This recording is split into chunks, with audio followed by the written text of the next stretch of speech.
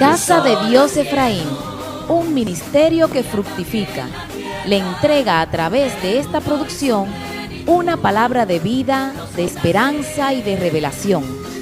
La promesa de Dios es que su palabra no vuelve a él vacía, por lo que estamos seguros que ésta producirá una transformación en su alma y le mostrará un mayor conocimiento del Señor.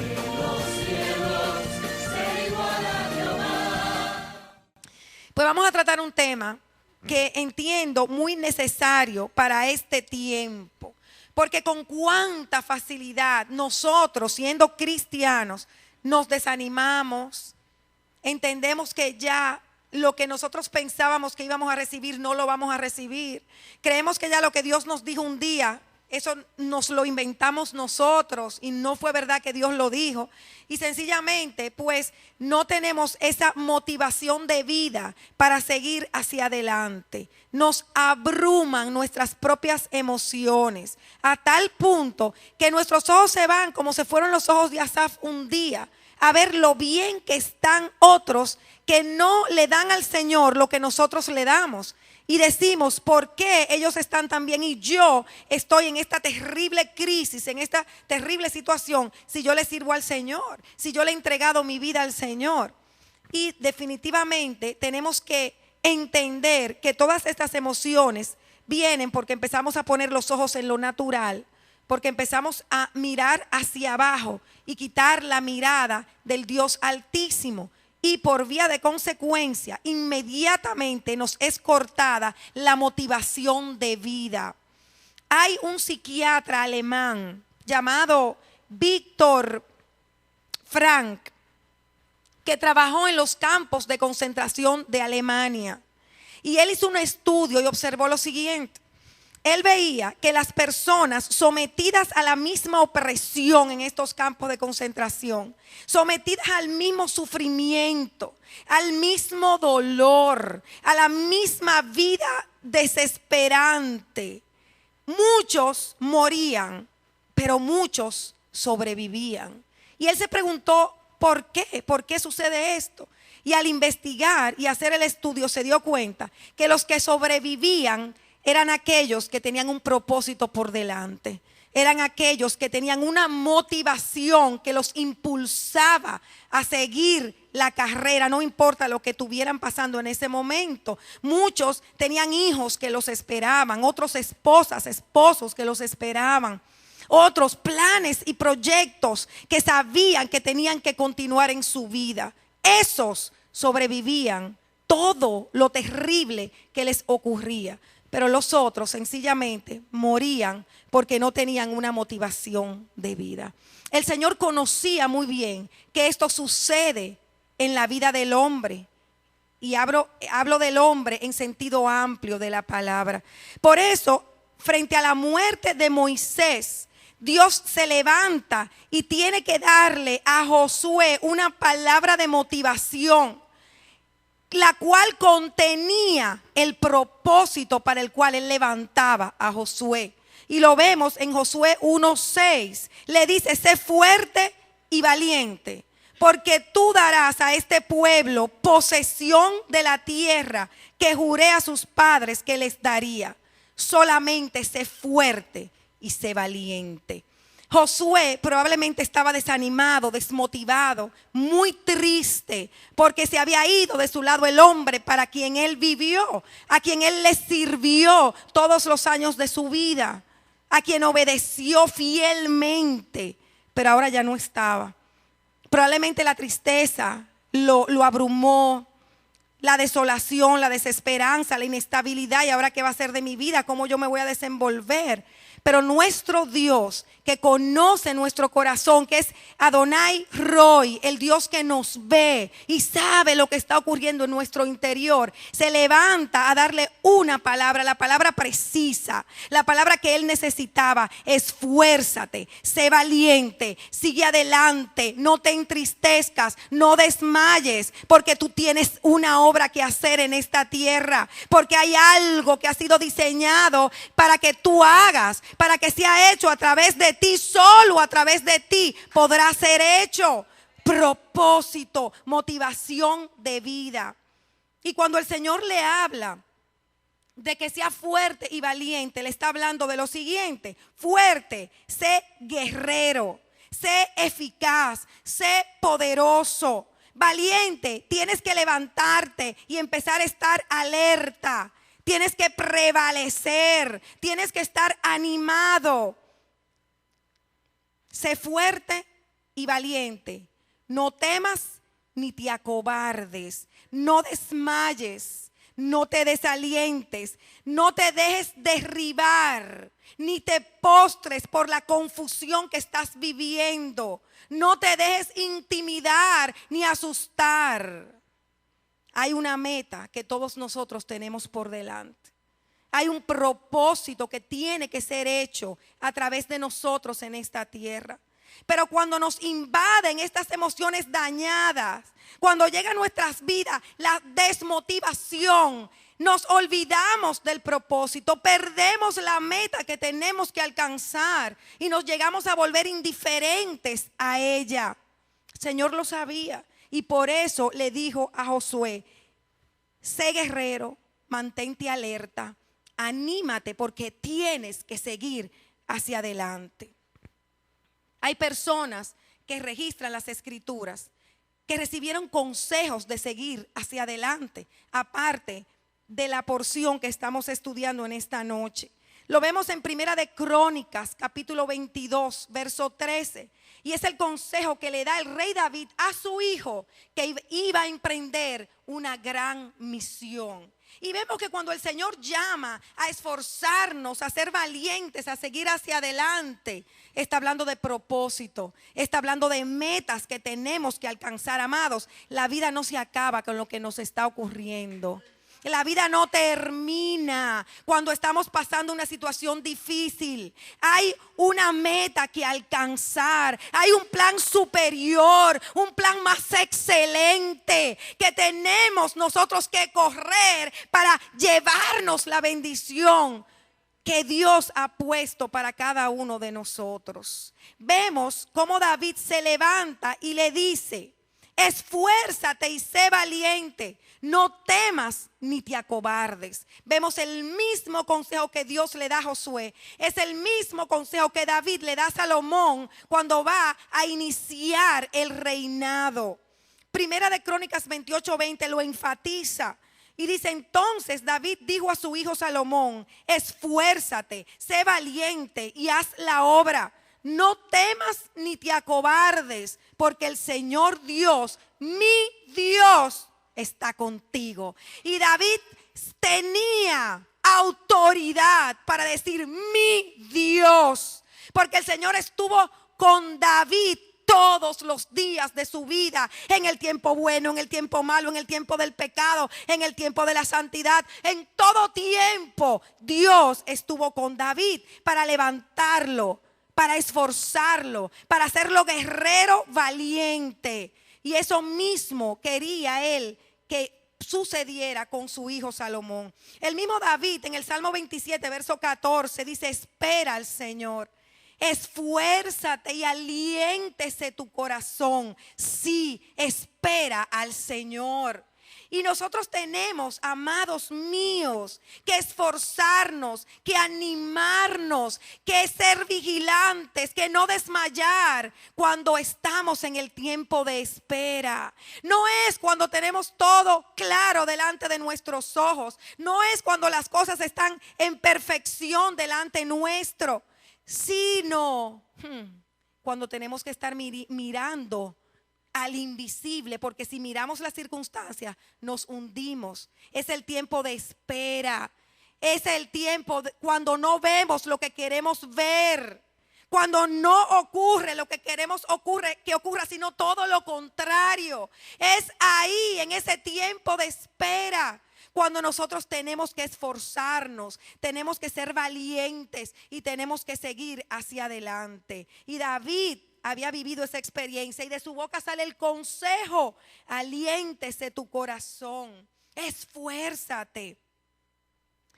Y lo vemos también en el caso del profeta Daniel. Y lo vemos como lo registra el capítulo 10, verso 16 de este libro de Daniel, cuando él recibe una visión tremenda, tremenda del tiempo futuro, de lo que ocurriría, de las 70 semanas, de lo que ocurriría al final de los tiempos. Esto fue algo muy grande para él. Recibir esta visión lo desestabilizó, tembló, creó incertidumbre en su corazón. Y vamos a ver qué sucedió.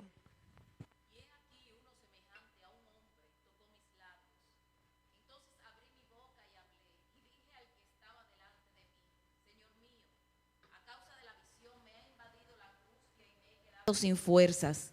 ¿Cómo podrá pues este siervo de mi Señor hablar con uno como mi Señor? Porque a mí en este momento no me queda fuerza alguna, ni tampoco me queda aliento. Entonces el que tenía semejanza de hombre me tocó otra vez y me fortaleció y me dijo: no temas, hombre muy estimado, la paz sea contigo, sé fuerte y esfuérzate. Cuando habló conmigo, recobré las fuerzas y dije: hable mi Señor, porque me has fortalecido. Sin duda alguna, amados, cuando nosotros nos acercamos a Dios, le hablamos a Dios, su fuerza viene a nuestras vidas, porque Él se fortalece en nuestra debilidad. Y eso tenemos que entenderlo, discernirlo.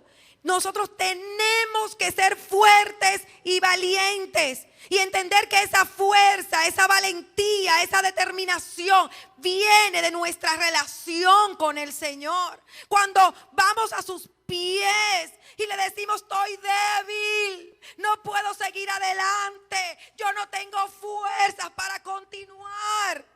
Y lo sobrenatural sucede y el carácter de Dios se hace vida en nosotros, fortaleciendo nuestro hombre interior y capacitándonos para seguir hacia adelante, como si no estuviese pasando nada, como si no nos estuviese sucediendo nada en nuestro corazón. En el libro del profeta Ageo, en el capítulo 2, verso 4, leemos lo siguiente: pero ahora esfuérzate, Zorobabel, declara el Señor. Esfuérzate tú también, Josué, hijo de Josadac, sumo sacerdote, y esforzaos todos vosotros, pueblos de la tierra, declara el Señor, y trabajad, porque yo estoy con vosotros, declara el Señor de los ejércitos.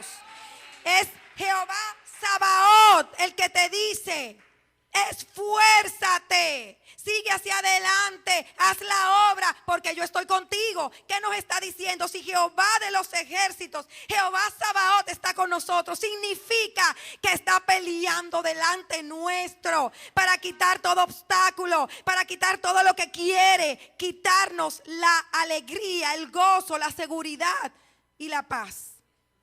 Fíjense que aquí vemos una afirmación tremenda: porque yo estoy contigo, porque yo estoy contigo. Fíjense que dice Josué 1:5: nadie te podrá hacer frente en todos los días de tu vida, porque así como estuve con Moisés, estaré contigo, no te dejaré ni te desampararé. Aleluya. La primera causa de la desesperanza en nuestras vidas es pensar que no veremos hecho realidad lo que nosotros queremos ver. Llega ese pensamiento: ya no lo veré hecho realidad. Pero si nosotros declaramos la palabra de Dios y hacemos memoria de ella y meditamos en ella, nos vamos a acordar que el Señor nos dijo que nadie nos podrá hacer frente en todos los días de nuestras vidas. Y si analizamos lo que significa que nadie nos podrá hacer frente, nos vamos a dar cuenta que esto significa que nadie se podrá oponer a los planes de Dios en nuestras vidas. Que nadie podrá poner los medios o actuar de forma tal que no se cumpla lo que Dios ha dicho contigo y conmigo.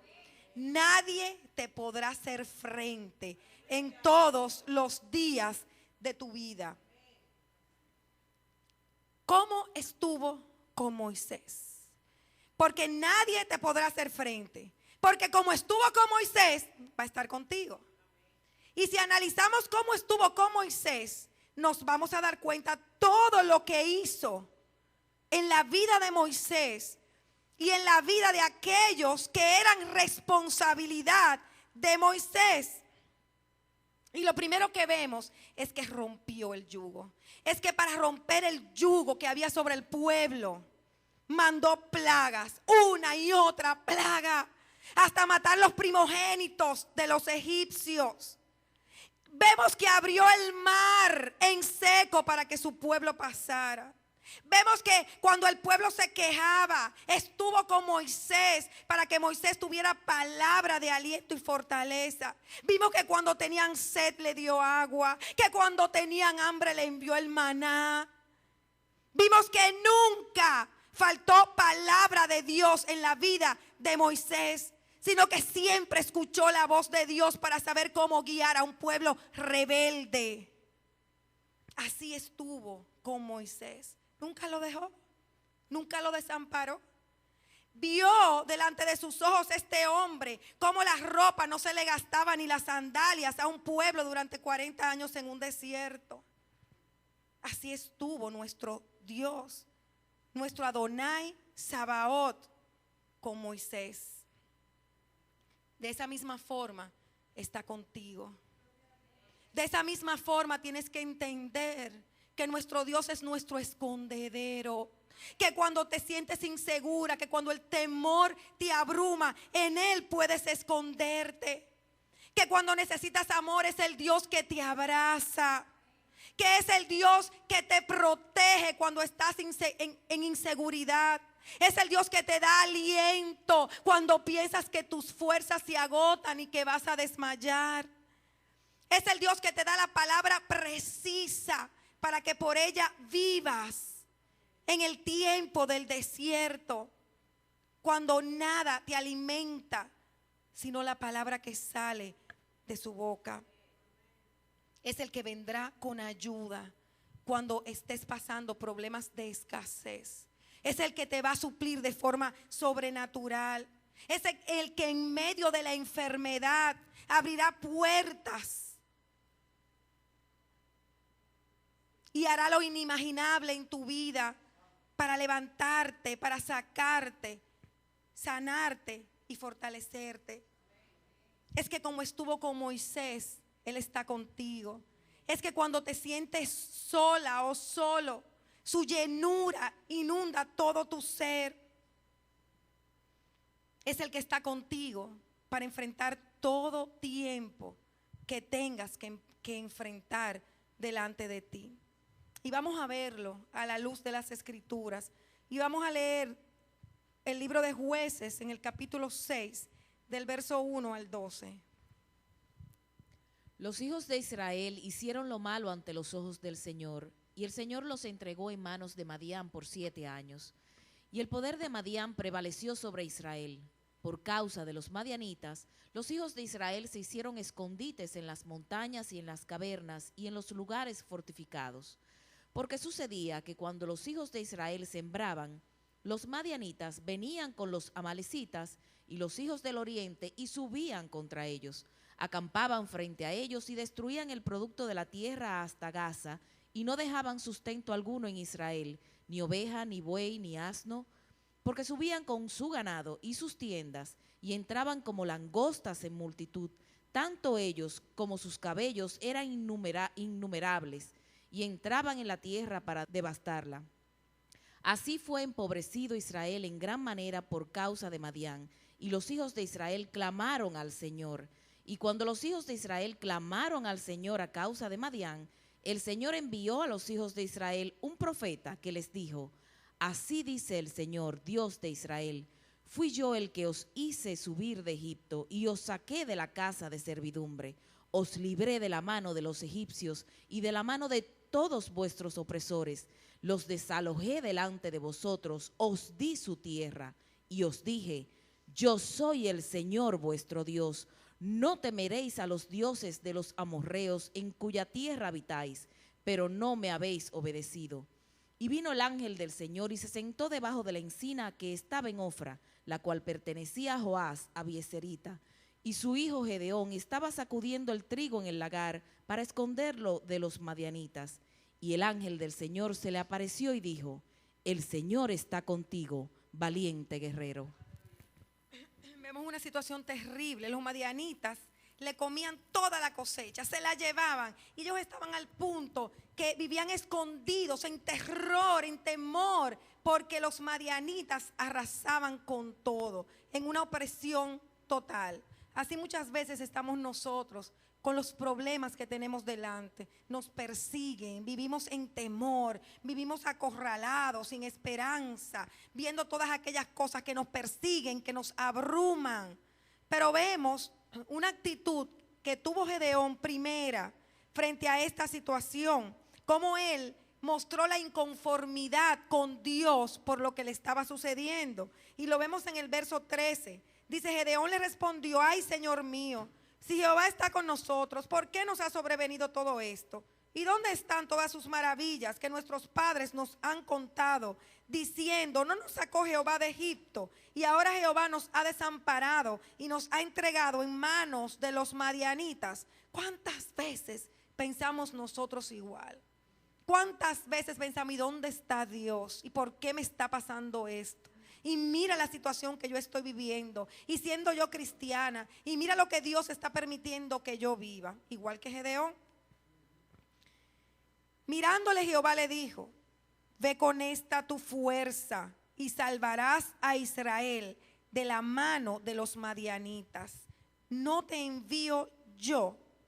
Dios permite situaciones en nuestras vidas para formar nuestro carácter, para que logremos el propósito que Él ha puesto delante de nuestras vidas. No es nuestra posición la queja, la amargura, el fijarnos en cómo están otros diferentes a nosotros. No, amados, nuestra posición es levantarnos, esforzarnos, ser valientes, sabiendo que eso está obrando para bien y está siendo instrumento de Dios para que yo reciba la bendición que Él tiene para mi vida. Cuando tú estás pasando el tiempo de crisis, empieza a declarar: mi bendición está cerca, mi bendición está cerca, porque si no, Dios no permite que atravieses el tiempo difícil. No podemos volvernos débiles, sino que tenemos que volvernos fuertes y ser valientes. Jehová también le dice a Gedeón: yo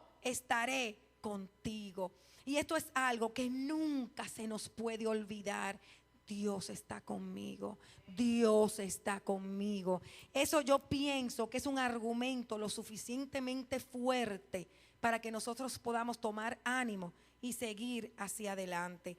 Él es la garantía de victoria. El saber que Él está con nosotros, sin duda alguna, nos empuja con fuerza a seguir hacia adelante. Vemos que cuando Gedeón lo entiende, le ofrece un altar a su Dios. Y yo te pregunto: ¿estás tú dándole ofrenda al Señor? ¿Estás tú levantando altar al Señor en tu vida particular? ¿O estás olvidándote de que Él tiene un plan para tu vida y te has envuelto en las circunstancias, dejando a un lado el propósito de Dios? ¿Está tu corazón unificado o está la mitad en queja, en rebelión contra Dios por lo que te está sucediendo? ¿Le estás creyendo a Dios o estás dudando de que ciertamente hay un propósito para tu vida, de que ciertamente hay un porvenir seguro porque Él ya lo escribió para ti? ¿Estás edificando altar de adoración al Señor en medio de la situación que atraviesas? Como estuvo con Moisés, estará contigo. Pero tenemos que entender que Moisés obedeció a Dios. Volvemos a Josué 1:6 y dice: cuídate de cumplir toda la ley que Moisés mi siervo te mandó. No te desvíes de ella, ni a la derecha ni a la izquierda, para que tengas éxito donde quiera que vayas. Este libro de la ley no se apartará de tu boca, sino que meditarás en él día y noche, para que cuides de hacer todo lo que en él está escrito. ¿Qué está diciendo el Señor con esta afirmación o mejor dicho, con esta orden que le da a Josué? Ocúpate, vigílate, asegúrate de que estás haciendo las cosas a la manera de Dios y no a tu manera. Asegúrate de que no estás contendiendo con Dios. Le está diciendo: no te desvíes, no te alejes, no te corrompas, no te rebeles, no te tuerzas. Porque, amados, es muy fácil deslizarnos.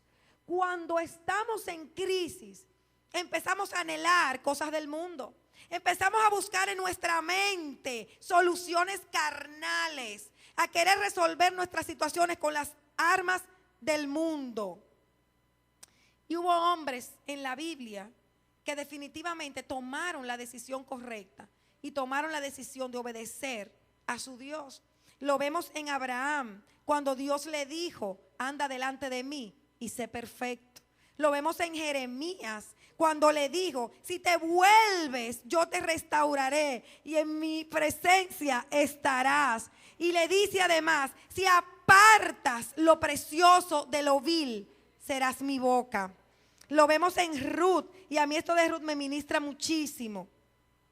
Ruth le dijo a su nuera, Noemí: no insistas que te deje o que deje de seguirte, porque a donde tú vayas, iré yo, y donde tú mores, moraré. Tu pueblo será mi pueblo y tu Dios será mi Dios. Esta mujer tomó una decisión que marcó su vida, que marcó un antes y un después. Tu Dios será mi Dios. Yo te pregunto, ¿el Dios que tú proclamas que le sirves es realmente tu Dios? Si realmente es tu Dios, tú le estás obedeciendo. Si es tu Dios, tú tienes tu voluntad rendida a su voluntad. Tú no estás contendiendo con Dios. No hay lucha en tu interior. Lo que Dios diga, eso es. Lo que Dios haga, está bien. Lo que yo tenga que atravesar, lo recibo porque viene de Dios y va a obrar para bien en mi vida y me va a llevar a que se cumpla el propósito que Él tiene conmigo. Vemos también este acto de obediencia en el libro de los Hechos, capítulo 1, a partir del verso 1. El primer relato que escribí, Teófilo, trató de todo lo que Jesús comenzó a hacer y a enseñar hasta el día en que fue recibido arriba, después de que por el Espíritu Santo había dado instrucciones a los apóstoles que había escogido. A estos también, después de su padecimiento, se presentó vivo con muchas pruebas convincentes, apareciéndoseles durante 40 días y hablándoles de lo concerniente al reino de Dios. Y reuniéndolos, les mandó que no salieran de Jerusalén, sino que esperaran la promesa del Padre, la cual les dijo: oísteis de mí, pues Juan bautizó con agua, pero vosotros seréis bautizados con el Espíritu Santo dentro de pocos días. El verso 12. Entonces regresaron a Jerusalén desde el monte llamado de los Olivos, que está cerca de Jerusalén, camino de un día de reposo. Cuando hubieron entrado en la ciudad, subieron al aposento alto, donde estaban hospedados Pedro, Juan, Jacobo y Andrés, Felipe y Tomás, Bartolomé y Mateo, Jacobo hijo de Alfeo, Simón el celote y Judas hijo de Jacobo. Todos estos estaban unánimes, entregados de continuo a la oración junto con las mujeres y con María, la madre de Jesús, y con los hermanos de él. Vemos aquí un acto de obediencia. No se muevan de aquí y esperen la promesa del Espíritu Santo. Y así lo hicieron porque Jesús lo dijo. Jesús lo dijo y ellos obedecieron y pudieron entonces recibir la gran bendición que llegó a sus vidas. Porque entonces harás prosperar tu camino y todo te saldrá bien. ¿No te lo he ordenado yo?, le dijo el Señor a Josué. Abraham recibió el cumplimiento de la promesa de su hijo Isaac porque obedeció al Señor, porque definitivamente anduvo delante de él y fue perfecto. Jeremías pudo cumplir el propósito para el cual fue llamado, ser la boca de Dios, porque separó lo precioso de lo vil. Ruth vivió una vida restaurada, una vida levantada, exaltada. Incluso llegó a ser madre de aquel que perteneció a la genealogía del Mesías, porque un día asumió al Dios verdadero como su Dios. Los discípulos pudieron recibir el regalo más grande que un ser humano puede recibir, que es el Espíritu Santo, y poder ser unos hombres diferentes, unos hombres llenos de poder, y poder realizar aquello que Dios le había encomendado en esta tierra, porque fueron obedientes. Recibieron el cumplimiento de la promesa, porque fueron obedientes. Entonces les fue bien y tuvieron éxito. El éxito no es lo que el hombre dice que es el éxito. No es tener un buen negocio, no es alcanzar fama, ni dinero, ni bienes, ni carros, ni jipetas. El éxito, amados, es obedecer a Dios para que se cumpla el propósito que Él tiene con nuestras vidas.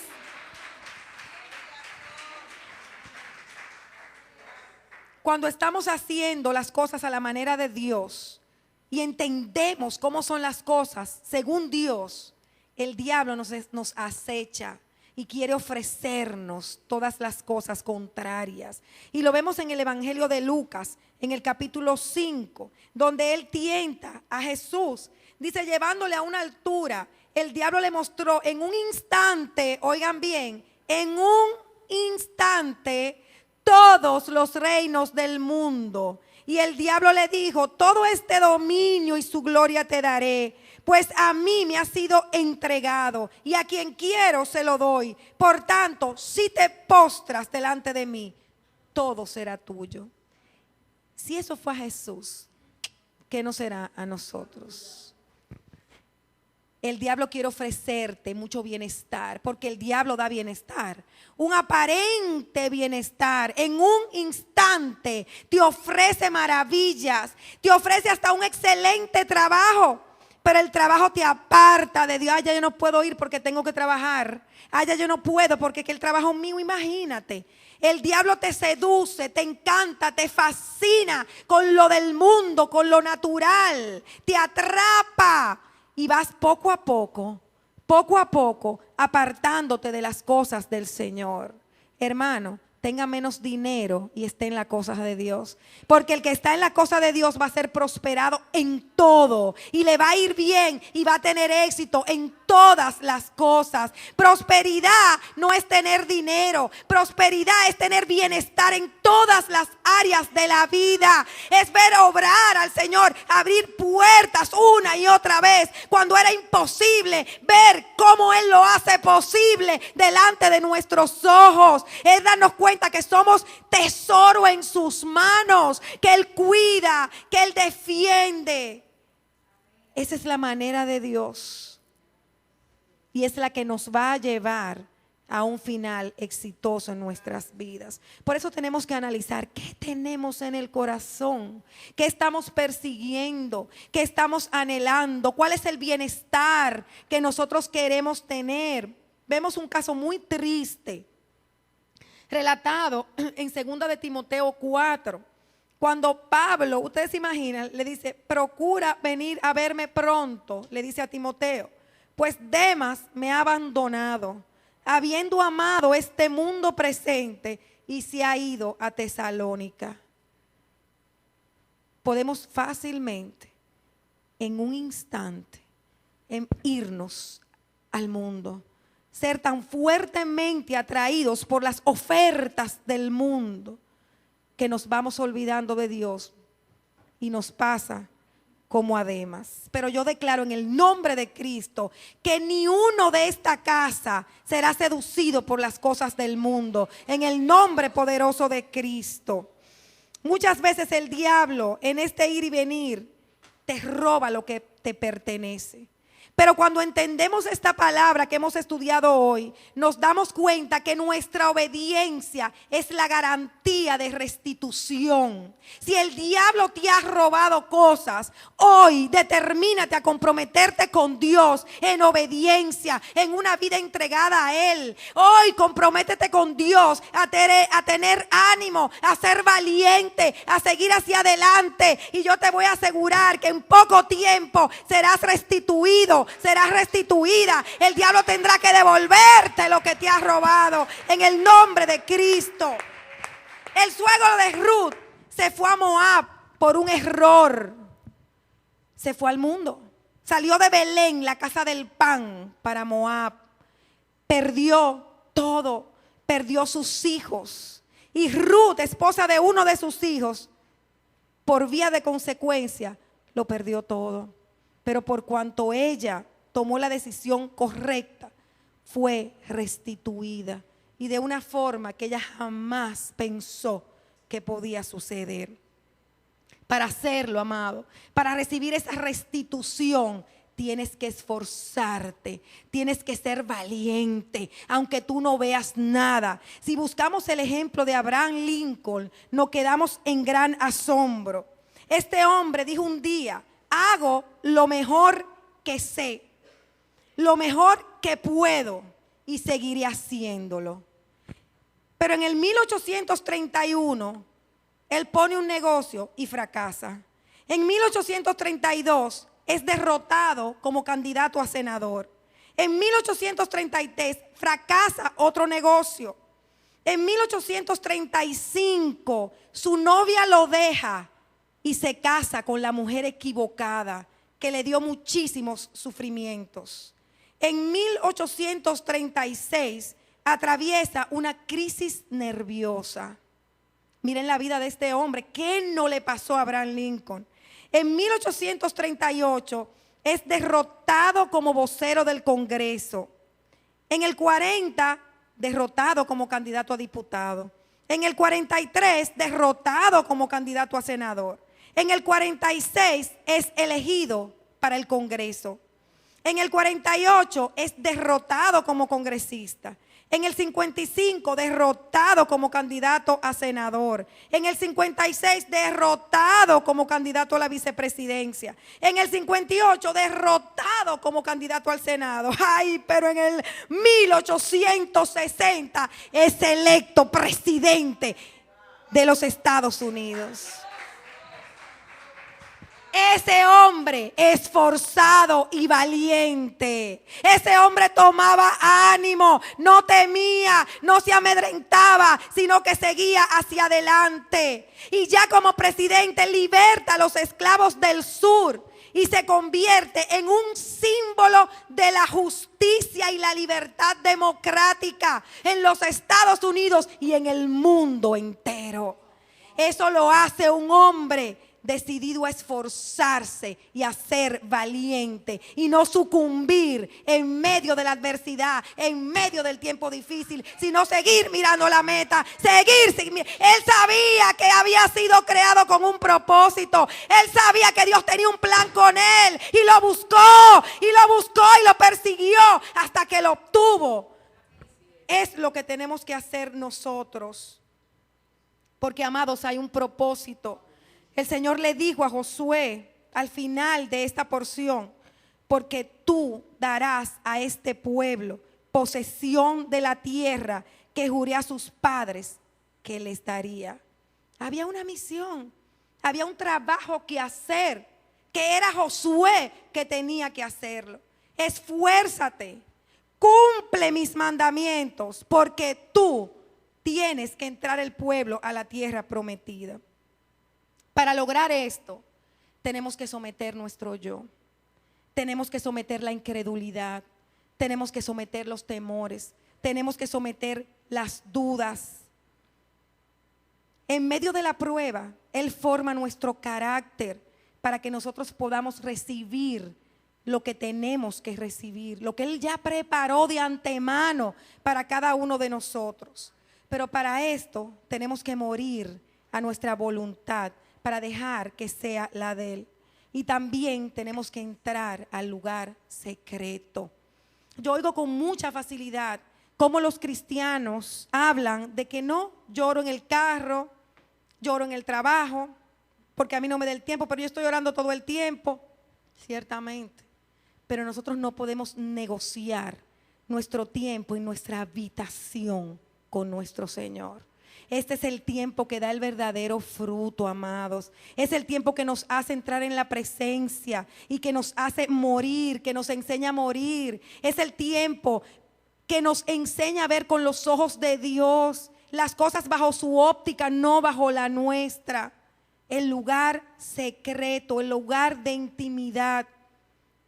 En ese lugar podemos lograr que ya no nos gobiernen las emociones, sino que sea el Espíritu quien tome control de nuestras vidas. El profeta Isaías en el capítulo 10, verso 27 dice: y sucederá en aquel día que la carga de Asiria será quitada de tus hombros y su yugo de tu cerviz, y el yugo será quebrado a causa de la grosura. La versión Reina Valera dice: el yugo se pudrirá a causa de la unción.